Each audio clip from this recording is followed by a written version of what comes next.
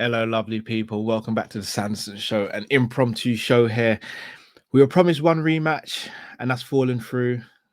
But you know what they say. Sometimes the best things are unplanned. And we'll be getting the rematch, the eagerly anticipated rematch.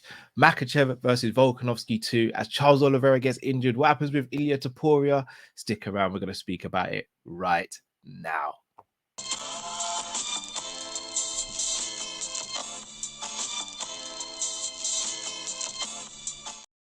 Hope you're all well, people. First and foremost, if you can, please smash that like button and please subscribe if you're new to the channel. On the road to 2,000 subscribers. And we have some news for you guys. Yesterday, it was reported that Charles Oliveira sustained an injury. So at first, everyone's asking, what is the injury? The injury actually is and this is per Dana White, he was sparring and he got a bad cut and he had stitches. Charles Oliveira told the UFC, and the UFC basically said it can't happen.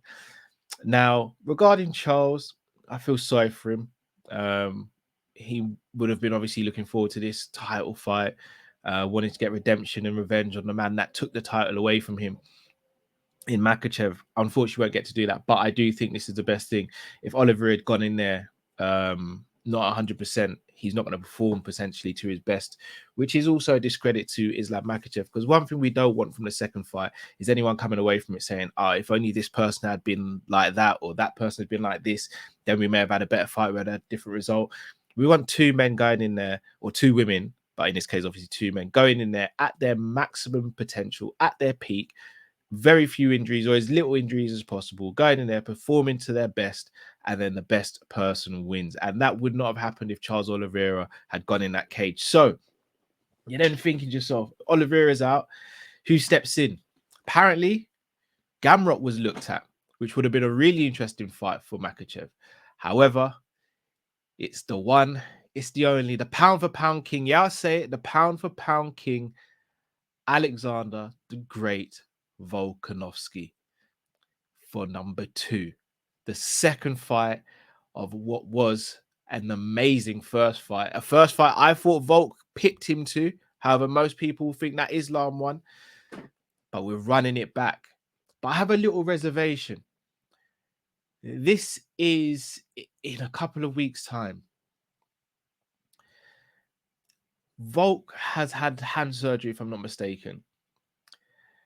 Not trying to make excuses for Volk, because he can easily go out there and win. It's Volk we're talking about.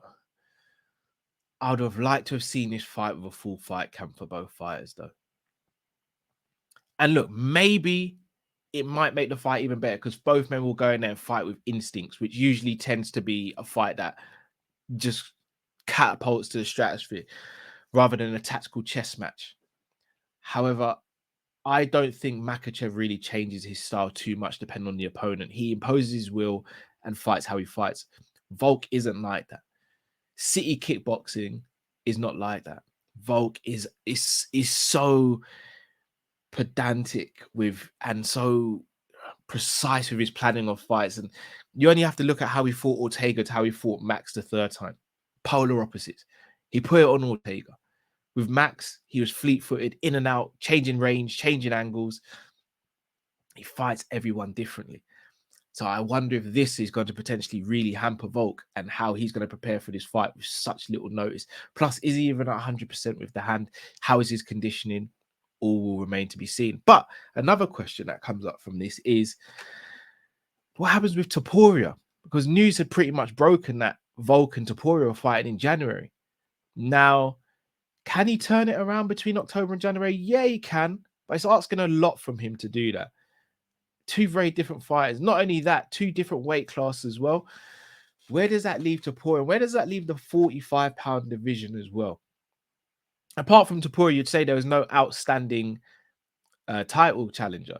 However, you could still say Touporia could maybe fight one more time.